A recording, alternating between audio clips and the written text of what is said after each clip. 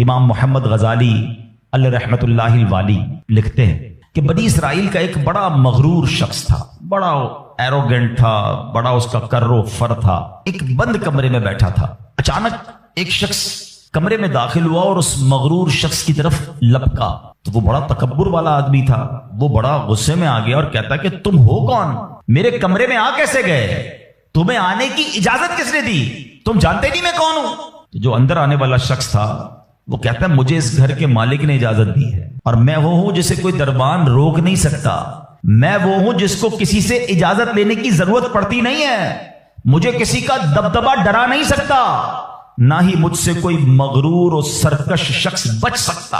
اب جیسے ہی یہ باتیں سنی نا تو مغرور شخص جو تھا وہ ڈرنے لگا، وہ کانپنے لگا، وہ گھبرا گیا۔ وہ کہتا ہے کہ آپ تو ملک الموت معلوم ہوتے ہیں، کیونکہ جس کو کوئی نہیں روک سکتا، جس کو کسی کی اجازت کی ضرورت نہیں ہے، جس کو کسی کا دبدبا کرو فر ریزسٹ نہیں کر سکتا، وہ ملک الموت کے سوا تو کوئی نہیں۔ لگتا ہے آپ ملک الموت ہیں؟ تو فرماتے ہاں میں ملک الموت ہوں۔ اب وہ شخص تو بڑا گناہگار تھا، وہ رونے لگا، چیخنے لگا کہ حضور تھوڑی سی مہلت دے دیں، کچھ نیکیاں کر لوں، توبہ کر لوں، اللہ کو راضی کر لوں، ابھی میری روح قبض نہ کریں۔ ہائے ہائے، ملک الموت فرماتے تمہاری سانسیں پوری ہو گئی ہیں، اب تمہیں کوئی ٹائم نہیں ملے گا۔ اگر تم نے، وہ پوچھتا ہے حضور مجھے کہاں لے جایا جائے گا مرنے کے بعد؟ فرمایا اس مقام پر جہاں تو نے اعمال بھیجے ہیں، اس گھر کی طرف جو تو نے تیار کیا ہے۔ وہ شخص کہے گا حضور میں نے تو کوئی گھر تیار نہیں کیا، کوئی نیکی آگے نہیں بھیجی۔ ملک الموت فرماتے ہیں پھر تمہیں بھڑکتی آگ کی طرف لے جایا جائے گا، جہاں تمہارے گوشت پوشت وہ آگ نوچ لے گی۔ یہ کہہ کر ملک الموت نے اس شخص کی روح کو قبض کیا، اس کے پورے گھر میں کوہرام مچ گیا، گھر والے رونے لگے۔ اے میرے پیارے اسلامی بھائیوں، یہ واقعہ ہم سب کو کیا سکھا رہا ہے کہ جب موت آنی ہے نا، جب وہ وقت آ جانا ہے تو پھر ایک منٹ بھی آگے پیچھے نہیں ہو سکے گا، کوئی اس کو ڈیلے نہیں کر سکے گا، بلکہ جس حالت میں ہوں گے نا اسی حالت میں روح قبض کر لی جائے گی۔ ہماری موت کا وقت لکھا ہے، مقام بھی لکھا ہے، یہ چینج نہیں ہو سکتا۔ اگر موت سمندر میں لکھی ہے تو $2.5 لاکھ دے کر بھی بندہ وہاں پہنچتا ہے جہاں موت لکھی ہے۔ اگر موت کشتی سے ڈوب کر ہونا لکھی ہے تو 22 لاکھ دے کر بھی سینکڑوں لوگ ہمارے وطن سے جاتے ہیں اور ان کی موت یورپ کے سمندر میں جا کر ہو جاتی ہے۔ اللہ پاک جو بھی ان میں مسلمان ہیں سب کی مغفرت فرما۔ مگر میں نے اور آپ نے اس سے عبرت کیا لی کہ بندہ وہاں پہنچے گا جہاں اس کی موت لکھی ہوئی ہے۔ ایک بار حضرت سلیمان علیہ نبینا علیہ الصلوۃ والسلام کی بارگاہ میں ایک شخص بیٹھا تھا۔ آپ کی بارگاہ میں ملک الموت آیا اور اس شخص کو ذرا گھور کے دیکھنے لگے، واپس چلے گئے۔ وہ شخص کہتا حضور یہ کون تھے جو آئے تھے اور مجھے گھور کے دیکھ رہے تھے؟ فرمایا یہ ملک الموت تھے۔ کہتا حضور لگتا ہے میری روح قبض کرنے والے ہیں، آپ مہربانی کریں، آپ کی تو ہوا پر حکومت ہے، آپ ہوا کو حکم دیں کہ ہوا مجھے اڑائے اور مجھے ہندوستان لے جائے۔ حضرت سلیمان بیت المقدس کے علاقے میں رہتے تھے نا، آپ نے وہ حکم فرمایا، ہوا نے اس بندے کو اٹھایا اور ہندوستان پہنچا دیا۔ کچھ دنوں کے بعد پھر ملک الموت آیا حضرت سلیمان علیہ السلام کی بارگاہ میں۔ آپ نے فرمایا تم میرے ساتھی کو کیوں گھور رہے تھے جب آئے تھے تو؟ کہ میں حیران تھا کہ میرے پاس یہ لکھا ہوا تھا اللہ کی طرف سے کہ تھوڑی دیر بعد مجھے اس کی روح ہند میں قبض کرنی ہے، اور وہ آپ کے پاس بیٹھا ہوا تھا۔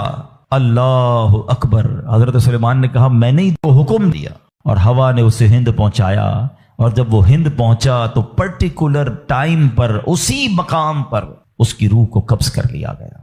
ہائے ہائے ہائے، یہ ہے میری اور آپ کی حقیقت۔ دوڑتے رہتے ہیں، بھاگتے رہتے ہیں، پلاننگ ہے کہ ختم نہیں ہو رہی، فکریں ہیں کہ ختم نہیں ہو رہی، ہر وقت بیٹھے ہیں اگلا پلان کیا ہے، 5 سال کا، 10 سال کا، ایک دکان ہے تو 2 دکانیں، ایک گھر ہے تو 2 گھر، بڑا گھر، ہوادار گھر ہے، نوکری ہے تو کاروبار کرنا ہے، ملک سے باہر جا کر جناب پیسے کمانے، یہی سوچ ہے بس۔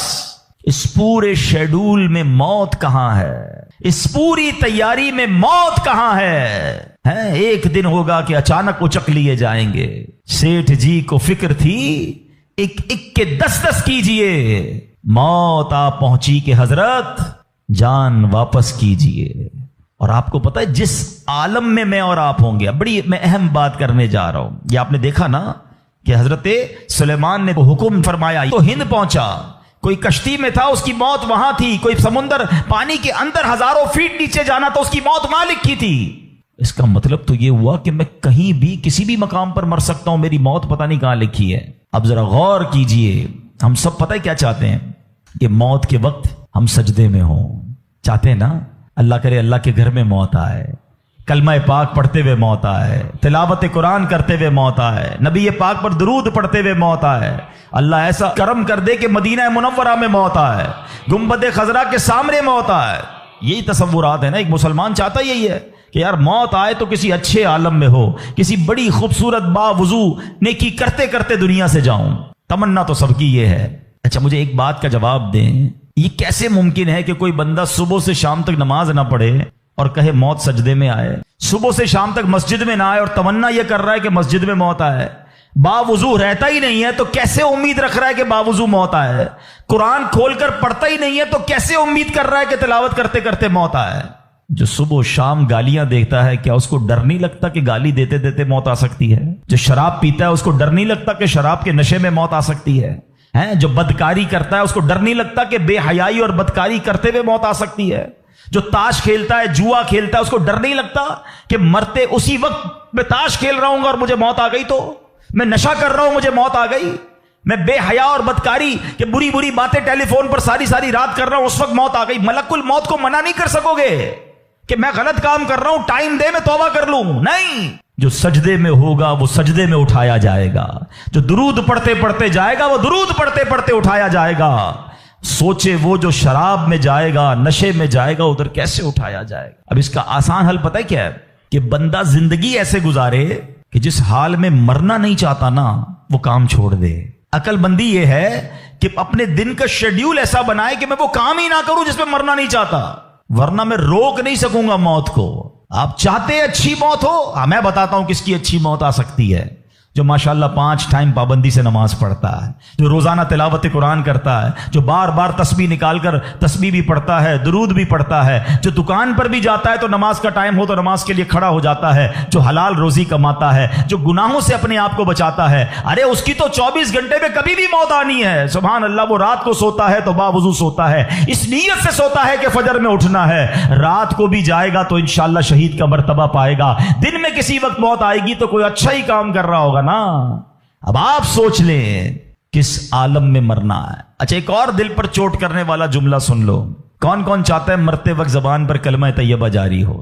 ہائے ہائے، فضیلت پتہ ہے کیسی ہے؟ حدیث پاک میں آتا ہے جس کی زبان پر، حدیث کا مضمون ہے، آخری کلمہ لا الہ الا اللہ ہوگا، دخل الجنہ، وہ جنت میں داخل ہو جائے گا۔ ہم ہر مسلمان چاہتا ہے، ٹھیک ہے؟ آپ سب نے ہاتھ اٹھایا کہ آپ سب چاہتے ہیں مرتے وقت کلمہ پاک زبان پر ہو۔ اب ہاتھ نہیں اٹھانا، آپ سے پوچھ رہا ہوں، اپنے آپ سے ہی پوچھ رہا ہوں، آج پورے دن میں کتنی بار کلمہ پڑھا ہے؟ اس پورے ہفتے میں کتنی بار کلمہ پڑھا ہے؟ عجب کہانی ہے ہماری، یقین کریں عجب کہانی ہے۔ مرتے وقت سب کو کلمہ چاہیے، زندگی میں کلمہ پڑھنے کا ٹائم نہیں ہے۔ اللہ اکبر۔ سکرات کو جانتے ہو کیسا ہوگا؟ زبانیں سخت ہو جائیں گی، بندہ اتنی تکلیف میں ہوگا کہ کوئی لفظ ہی نہیں نکلتا منہ سے۔ ہمارا تو بخار میں لفظ نہیں نکلتا، سکرات کی کیا بات کروں میں؟ جس وقت زبانیں بھاری ہوں گی کلمہ کیسے ادا ہوگا جب تم نے زبان کو عادی نہیں بنایا؟ ہاں، ایک بزرگ کا بڑا پیارا قول میں نے سنا تھا، وہ فرماتے ہیں اپنی زبان کو کلمے کا عادی بناؤ، جس وقت سکرات کا عالم ہوگا زبان بھاری ہوگی اس وقت بھی کلمہ جاری ہو جائے گا۔ مبارک ہونے جو روز کلمہ پاک کم از کم ایک تسبیح تو پڑھ لیا کرے یار۔ 100 بار کلمہ پڑھنے میں دیری کتنی لگتی ہے؟ کلمہ پاک اچھا، افضل الذکر، حدیث پاک میں کہا گیا سب سے بہترین ذکر جو ہے وہ لا الہ الا اللہ ہے۔ کتنا کرتے ہیں ہم؟ سوچے نا، ہم اب اپنے آپ کو کتنا دور رکھے ہوئے ہیں اپنی موت کی تیاری سے، اپنی آخرت کی تیاری سے، اپنی قبر کو روشن کرنے کی تیاری سے۔ نہ کریں میرے پیارے اسلامی بھائیوں ایسا۔ صرف دنیا نہیں ہے، ہم اس دنیا میں آئے ہیں نا، قرآن کہتا ہے، سورہ ملک پڑھتے رہتے ہو نا، قرآن میں رب کیا فرماتا ہے؟ الذی خلق الموت والحیات لیبلوکم ایکم احسن عملا۔ اللہ اکبر۔ اس میں کیا فرمایا رب نے؟ جس نے موت اور زندگی پیدا کی کہ تمہاری جانچ ہو کہ تم میں کس کا کام زیادہ اچھا ہے۔ میں اور آپ جو آئے نا دنیا میں، واٹ از دا ریزن؟ موت اور زندگی کو پیدا کرنے کا مقصد یہ ہے کہ چیک کیا جائے کون اچھے کام کر کے آتا ہے۔ یعنی آسان لفظوں میں ہم سب کو امتحان کے لیے بھیجا گیا ہے۔ ہم اس دنیا میں آئے ہیں، ہمارا ٹیسٹ ہو رہا ہے۔ آپ کہیں یار اتنا بڑا ٹیسٹ؟ ہاں، یہ 50 60 70 سال کا ٹیسٹ ہے۔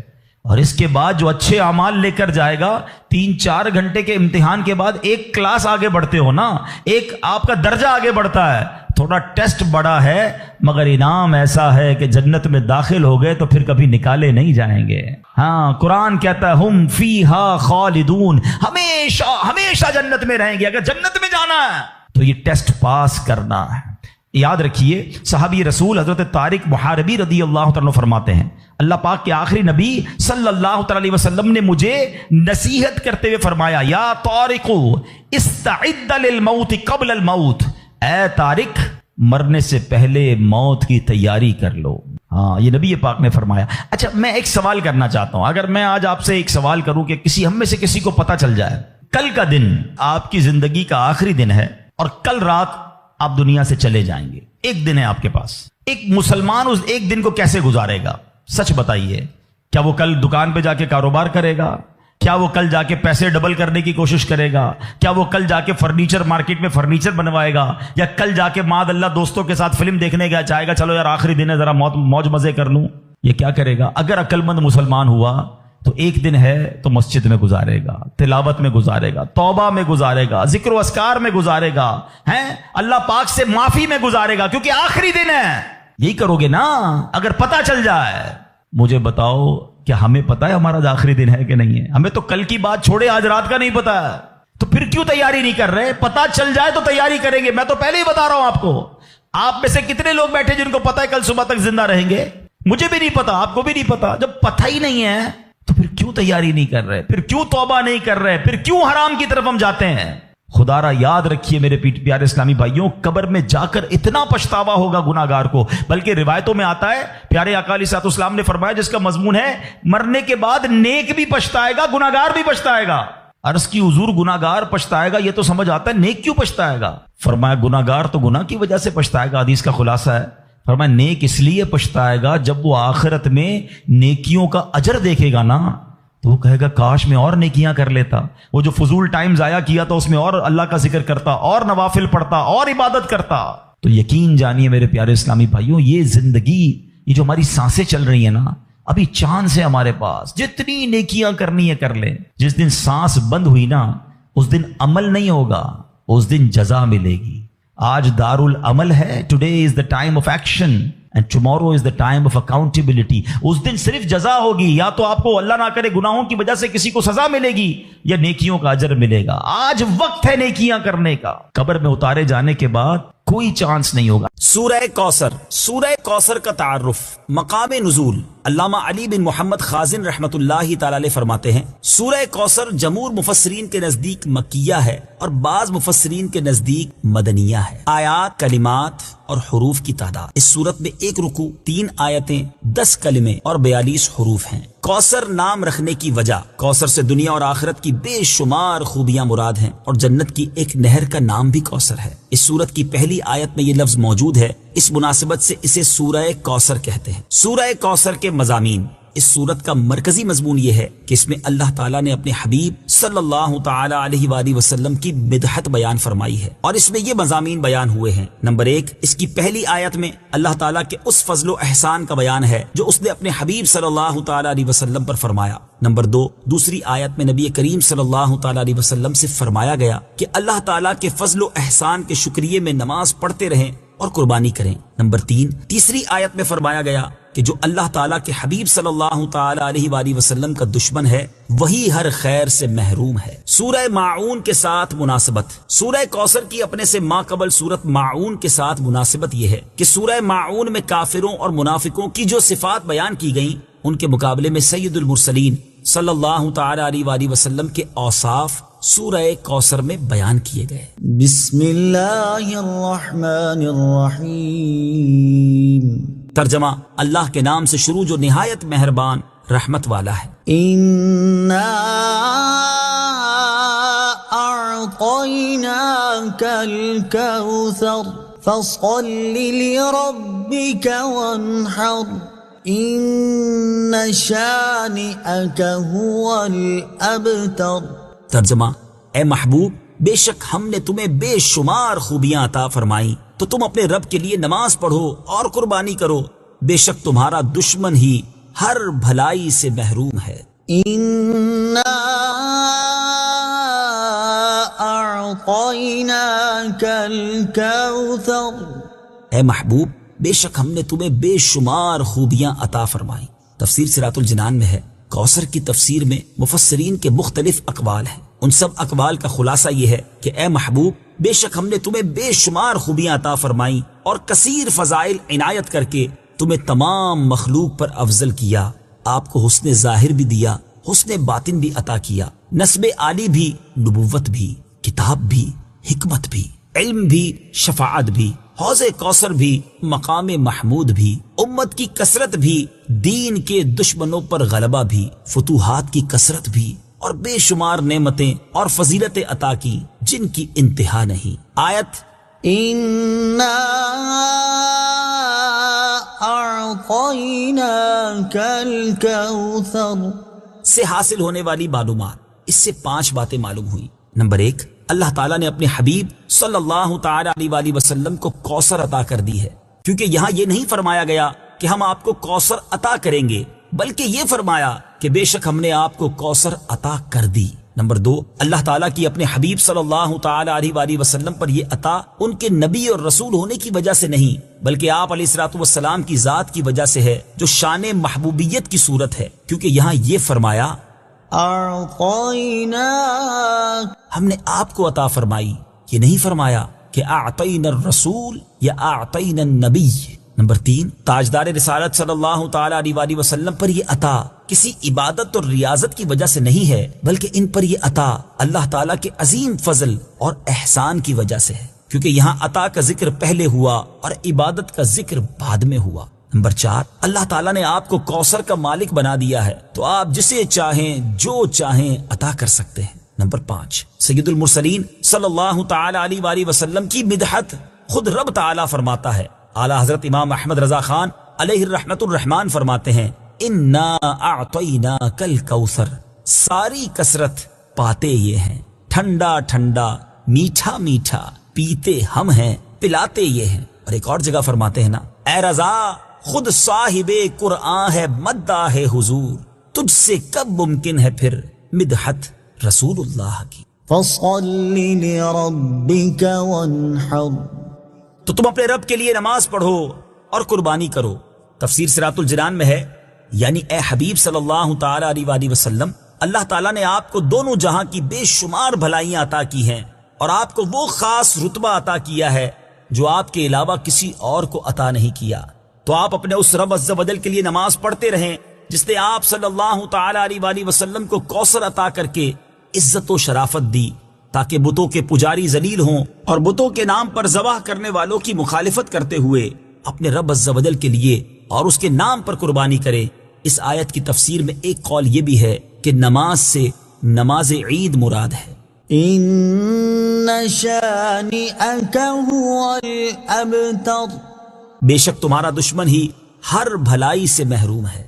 تفسیر صراط الجنان میں ہے، شان نزول جب سید المرسلین صلی اللہ تعالی علیہ وآلہ وسلم کے فرزند حضرت قاسم کا وصال ہوا تو کفار نے آپ کو ابتر یعنی نسل ختم ہو جانے والا کہا، اور یہ کہا کہ اب ان کی نسل نہیں رہی، ان کے بعد اب ان کا ذکر بھی نہ رہے گا اور یہ سب چرچا ختم ہو جائے گا۔ اس پر یہ سورہ کریمہ نازل ہوئی اور اللہ تعالیٰ نے ان کفار کا بالغ رد فرمایا، اور اس آیت میں ارشاد فرمایا کہ اے حبیب صلی اللہ تعالی علیہ وآلہ وسلم، بے شک تمہارا دشمن ہی ہر بھلائی سے محروم ہے، نہ کہ آپ، کیونکہ آپ کا سلسلہ قیامت تک جاری رہے گا، آپ کی اولاد میں بھی کثرت ہوگی اور آپ کی پیروی کرنے والوں سے دنیا بھر جائے گی۔ آپ کا ذکر ممبروں پر بلند ہوگا، قیامت تک پیدا ہونے والے عالم اور واعظ اللہ تعالیٰ کے ذکر کے ساتھ آپ کا ذکر کرتے رہیں گے، اور آخرت میں آپ کے لیے وہ کچھ ہے جس کا کوئی وصف بیان ہی نہیں کر سکتا۔ تو جس کی یہ شان ہے وہ اب تک کہاں ہوا، بے نام و نشان اور ہر بھلائی سے محروم تو آپ کے دشمن ہیں۔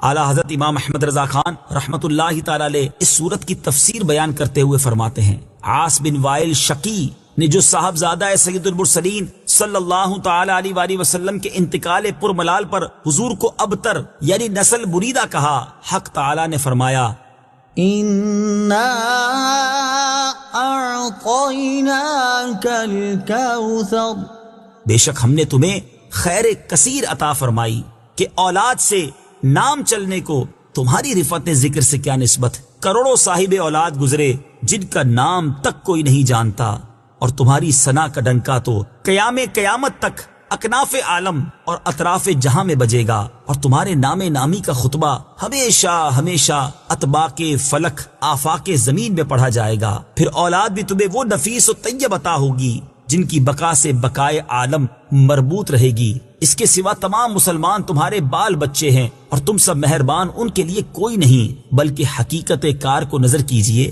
تو تمام عالم تمہاری اولاد مانوی ہے کہ تم نہ ہوتے تو کچھ بھی نہ ہوتا، اور تمہارے ہی نور سے سب کی آفرینش ہوئی۔ اسی لیے جب ابو البشر آدم تمہیں یاد کرتے تو یوں کہتے، یا ابنی صورتن و ابایا معنن، اے ظاہر میں میرے بیٹے اور حقیقت میں میرے باپ۔ پھر آخرت میں جو تمہیں ملنا ہے اس کا حال تو خدا ہی جانے۔ جب اس کی یہ عنایت بے غایت تم پر مبذول ہو تو تم ان اشقیاء کی زبان درازی پر کیوں ملول ہو؟ بلکہ فصل لربک وانحر، رب کے شکرانے میں اس کے لیے نماز پڑھو اور قربانی کرو۔